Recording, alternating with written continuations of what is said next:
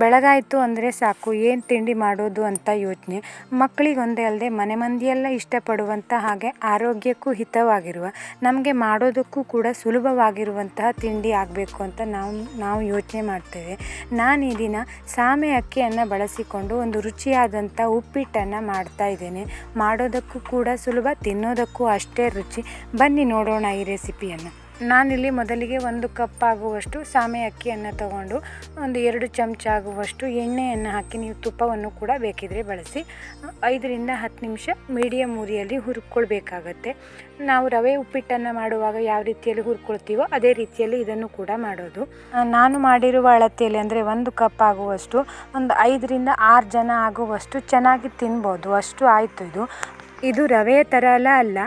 ಇಲ್ಲಿ ತರಕಾರಿಯನ್ನೆಲ್ಲ ಹಾಕ್ತೀರಿ ಅಂತ ಆದರೆ ಟೀ ಕುಡಿಯೋ ಲೋಟದಲ್ಲಿ, ಚಿಕ್ಕ ಲೋಟದಲ್ಲಿ 1 ಲೋಟ ಆಗುವಷ್ಟು ಹಾಕಿದರೆ ಸಾಕು. ಹೆಚ್ಚು ಒದಗಿ ಬರುವ ಕಾರಣ ನೋಡಿ ಹಾಕಿ.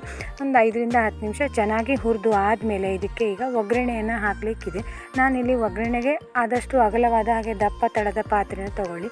ಎಣ್ಣೆ ಸ್ವಲ್ಪ ಹೆಚ್ಚಾಗಿದ್ರೇ ಒಳ್ಳೆಯದು. ನಾನಿಲ್ಲಿ ಒಂದು 3 ರಿಂದ 4 ಚಮಚ ಆಗುವಷ್ಟು ಎಣ್ಣೆಯನ್ನು ಹಾಕಿದ್ದೀನಿ. ಇದಕ್ಕೆ ಒಂದು ಅರ್ಧ ಚಮಚ ಸಾಸಿವೆ, 1 ಚಮಚ ಆಗುವಷ್ಟು ಉದ್ದಿನಬೇಳೆ ಹುರಿದು ಆದಮೇಲೆ ಇದಕ್ಕೆ ಖಾರಕ್ಕೆ ನಾನಿಲ್ಲಿ ಒಂದು 2 ಹಸಿಮೆಣಸನ್ನು ಸಣ್ಣದಾಗಿ ಹೆಚ್ಚಿ ಹಾಕಿದ್ದೀನಿ. ನಿಮ್ಮ ಖಾರಕ್ಕೆ ತಕ್ಕಂತೆ ನೀವು ಹೆಚ್ಚು ಕಡಿಮೆ ಮಾಡಿಕೊಳ್ಳಿ. 2 ಕಡ್ಡಿ ಆಗುವಷ್ಟು ಕರಿಬೇವು, ಹಾಗೆ ನಾನಿಲ್ಲಿ 1 ಕಪ್ ಆಗುವಷ್ಟು ಈರುಳ್ಳಿಯನ್ನು ಸಣ್ಣದಾಗಿ ಹೆಚ್ಚಿ ಹಾಕಿದ್ದೇನೆ. ಅಂದರೆ ನಾನು 2 ಈರುಳ್ಳಿಯನ್ನು ಬಳಸಿದ್ದೇನೆ. ಇದಕ್ಕೆ ಒಂದು 2 ನಿಮಿಷ ಈರುಳ್ಳಿಯ ಕಲರು ಚೇಂಜ್ ಆಗೋ ತನಕ ಹುರಿದು ಇದಕ್ಕೆ 1/4 ಚಮಚ ಆಗುವಷ್ಟು ಅರಿಶಿಣವನ್ನು ಹಾಕಿ ಪುನಃ ಮತ್ತೊಮ್ಮೆ ಸರಿಯಾಗಿ ಮಿಕ್ಸ್ ಮಾಡ್ಕೊಳ್ಳಿ.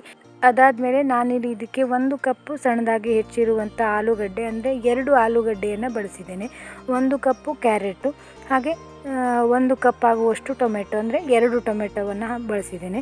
1 ಕಪ್ಪು ಸಣ್ಣದಾಗಿ ತುರಿದಿರುವಂತಹ ಕ್ಯಾಬೇಜ. ನೀವು ನಿಮ್ಮ ಹತ್ರ ಯಾವ ತರಕಾರಿ ಇದೆಯೋ ಅದನ್ನೇ ಬಳಸಿ, ಇದನ್ನೇ ಬಳಸಬೇಕು ಅಂತಿಲ್ಲ.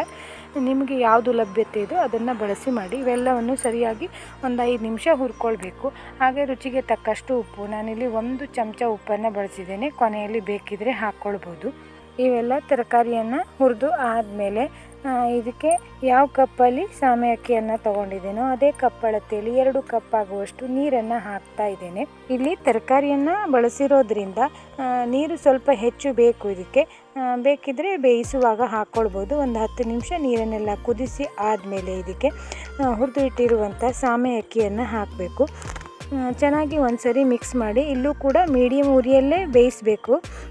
ಮತ್ತು ನಾನು ಮುಂಚೆನೇ ಹೇಳಿದ ಹಾಗೆ ಒಬ್ಬರಿಗೆ 1 ಟೀ ಕುಡಿಯೋ ಲೋಟದಲ್ಲಿ 1 ಲೋಟ ಸಾಮೆ ಅಕ್ಕಿಯನ್ನು ಹಾಕಿದರೆ ಸಾಕು. ತುಂಬ ಒದಗಿ ಬರುತ್ತೆ ಇದು.